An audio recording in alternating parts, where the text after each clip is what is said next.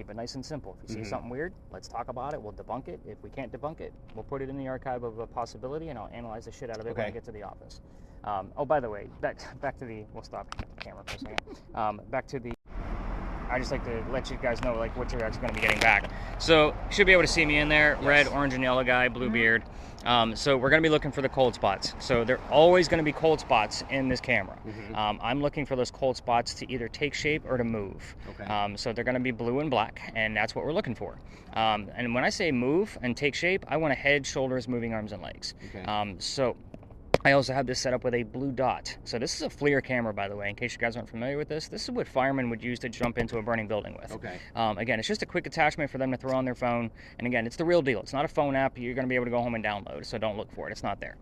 So the software only comes with the hardware. But the blue dot is showing you the coldest spot in the frame at that moment. I'm looking for 15+ degree temperature drops, and I'm spot checking this video. So it is, I think I wrote down, it was about 60 degrees out here for us, ambient for us tonight. So I'm looking for 45 degrees and colder. And I still want that blue dot to move. I don't want it to stand still, because it probably means it's a can on the ground, a sign that caught some wind. You guys are seeing the point.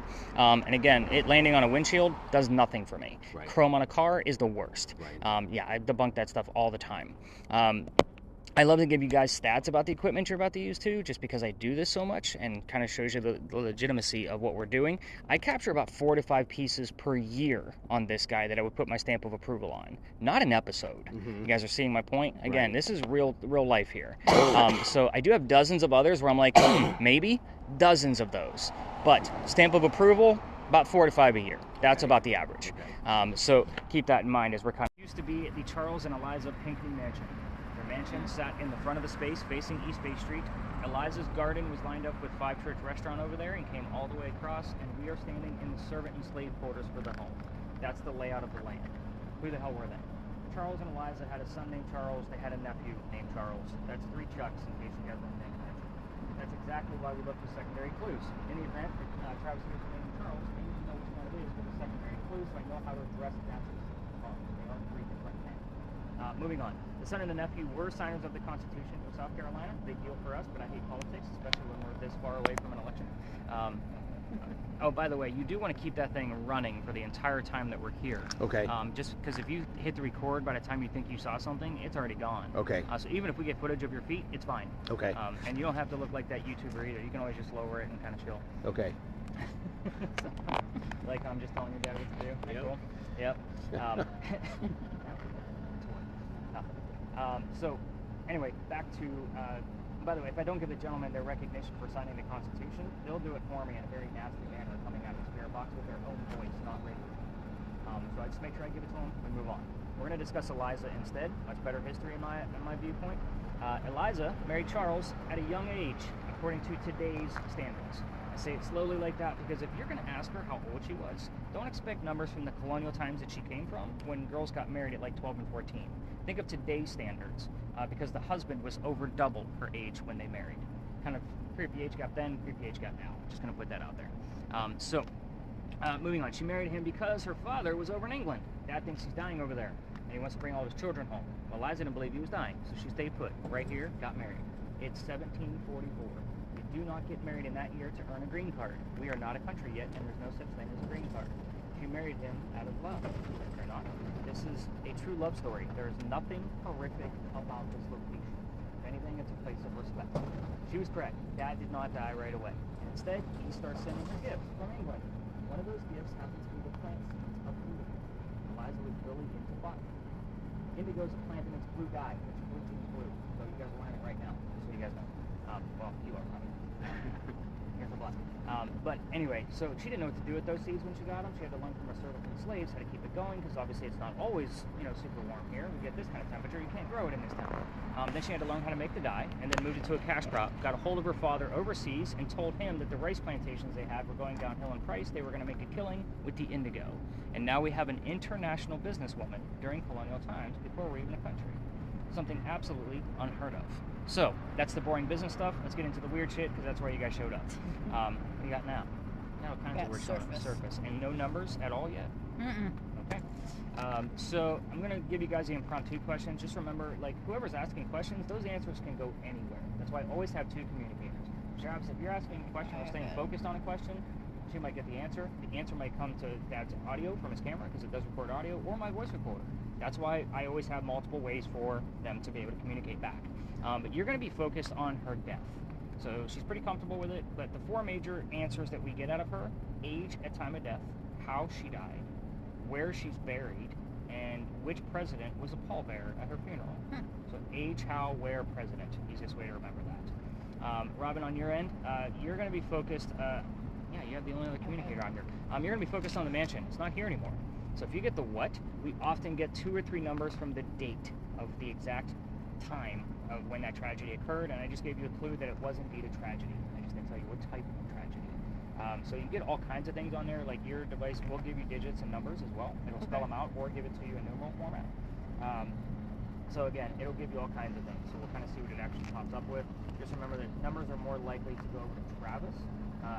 So again, it just depends on how the way your device is working. That's why there's always multiple ways to communicate back and forth. But that's going to about cover the questions.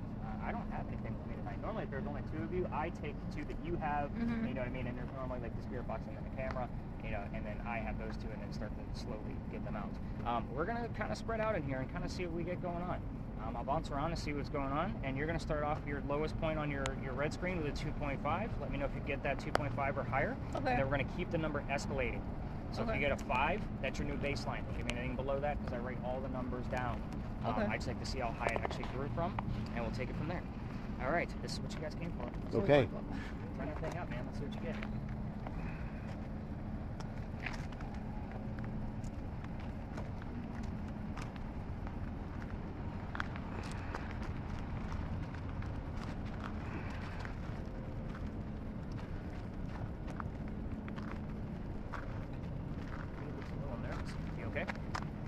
What's that? So Travis looks a little nervous. No, I think he's fine. He's just intense.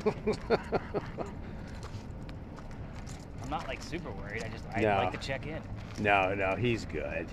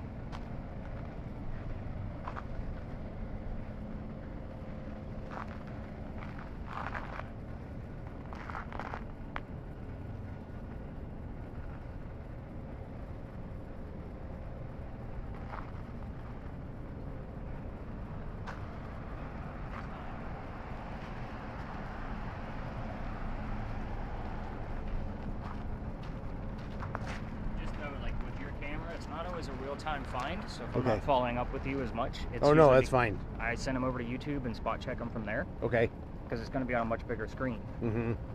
Unfortunately, FLIR, like their more expensive cameras versions of this are a handheld, Okay. like a gun, but the Right. screen is only like 2 inches. Okay. So I was like, this makes a much bigger screen. Right. Why the hell wouldn't I just go with this? And it's about a Exactly. tenth of the cost. Right. There's only certain phones that can handle the software, unfortunately. Mhm. I've just been fortunate to do my research and have the phone handy. Right. So even when I've upgraded the phone too.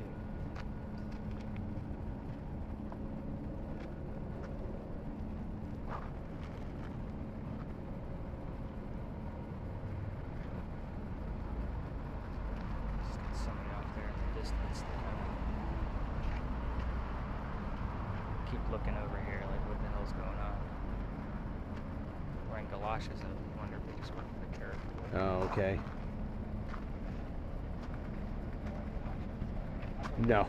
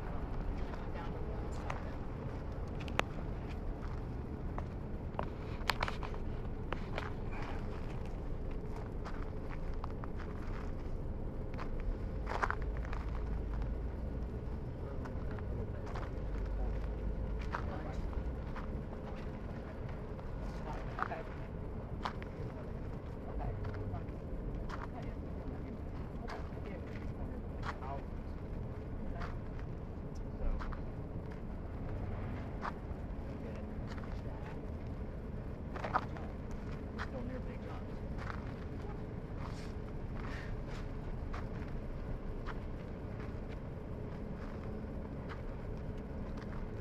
Yeah, those people are not great at that. This one? Yeah. I listen to it every day.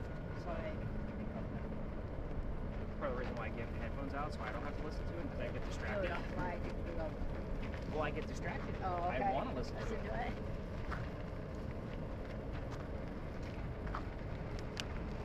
I want to lie, but we can do better than 53.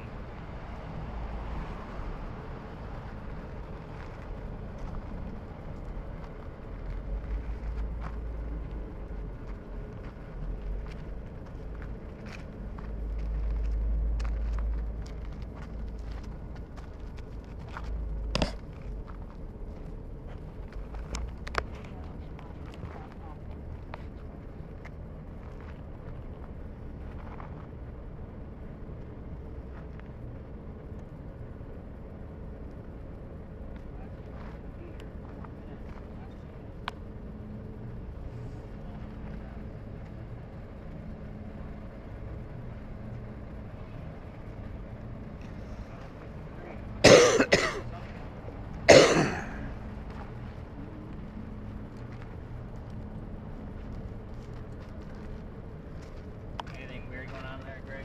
No.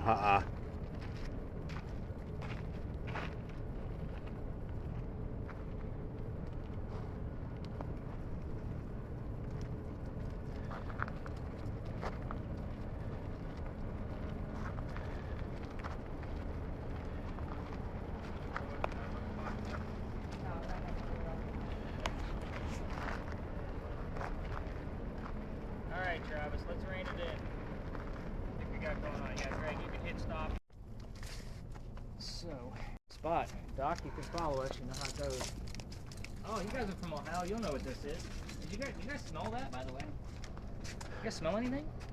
She's Sweet. got the real sensitive nose, honestly. Is it magnolia or hydrangea, geranium? No, gardenia. Nope. These leaves? It's the flower inside the leaf. Oh, Put your nose okay. in there. Not gonna let go, are you? No. There's one right down here lower. Well, probably my What is cold. it? That's It's sweet. It's an smelling. anise tree. Oh, it's, Yeah, so this anise like the spice? right. Okay. But to me, I think it smells sweet. It's what they make black licorice out of and Pitzel Right, cookies. right, Oh, yeah. exactly. I hate So, those. Do you guys know what Pitzel cookies Oh, are? yeah. Yeah, Yeah. Yeah, hate so that. I say But- Pitzel's down here, and they look at me like I have 3 heads. I haven't had them since I moved. Oh, Yeah, my okay. mom was So- Italian, so yeah. Yeah. So yeah, trust me, I've had my share. Well, I'm Ukrainian. Okay. And we made Right. them as Ukrainians as well. But I have a grandfather that married into the family that was Okay. Italian, so I'm sure some of that was Right. in play. But this only blossoms in the fall, so I always know Okay. what time of year it is when you walk down here because the other side is honeysuckle. Oh, okay. So that is like super sweet Right. in springtime, Right. but it's also covered in bees. Okay. So you don't we smell have it. to tell the story and get out of here Right. quick. Yeah, that's kind of how this location works. But I love coming down here this time of year because of that damn tree. Oh. I was like, oh, Ohioans don't know what that is. Right. Hoorah! Yeah, you say that to anybody else that's not from Ohio, they have no idea what that smell is. Huh. Even though you can, like, just what I just showed you, that brown flour, Right. you can buy that, like, in a jar Wow. at the grocery store. Huh. Like, that's how you get it. Or you can buy anise oil or extract.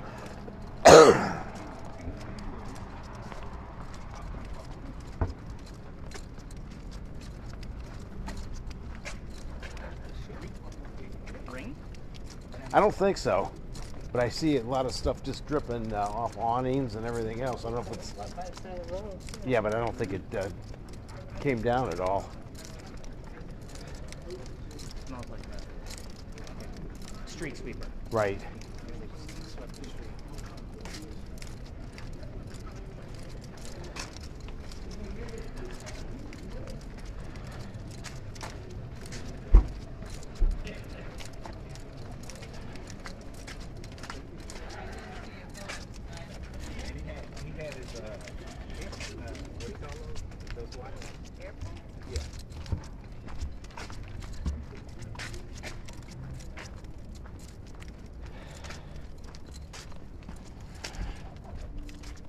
I am dancing now. Dancing. Dancing music, man. I have the word dancing on my phone. Have a seat while we swap out this camera. Okay. Give you guys a break. I'm working you hard. This is how this works. You guys pay me to go to work. All right. So let's get rid of that first. Okay. Put that guy away. Good deal.